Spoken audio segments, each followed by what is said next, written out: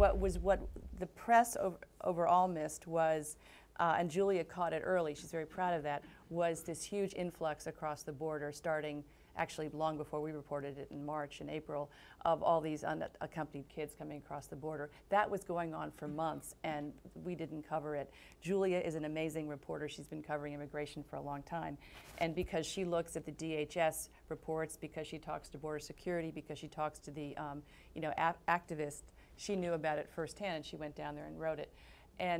But that's the kind of story where this can be happening, and if you're not there, or if you're there and you're too used to seeing this influx every day, or if you're listening to border security and not really talking to them, you can miss a huge story like that. And I think we did miss it in the beginning.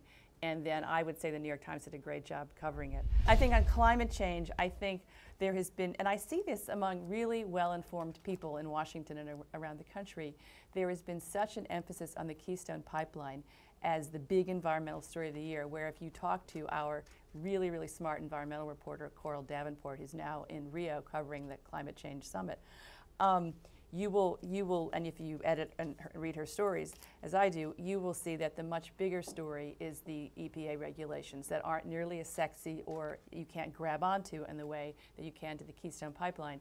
But that's a much bigger environmental story, because those regulations, and I'm sure everybody here knows, but because the EPA is right across the way, that especially in June when the president announced this new reg, which would set a standard for carbon emissions on existing coal-fired power plants across the country. That is huge, and that is basically asking the states to come up with their own formulas, but they have to meet a set target. And over the long term, that will have far more impact on the environment than whether or not the Keystone Pipeline is built. The third story, and I'm going to be really quick, is I think Obama and race relations. And this I'm saying because it's fresh in my mind, because just yesterday we had a story on the front page that I edited about the conflict the president feels about speaking out on racial divisions in the country in the wake of Ferguson and the grand jury decision in Staten Island. It's a really hard, frustrating story for us to cover. We try as best we can. We just know instinctively, we know sort of also from what Obama has hinted at recently this week, that there's a lot of stuff that's said inside that White House and debates and arguments that we never hear from the president.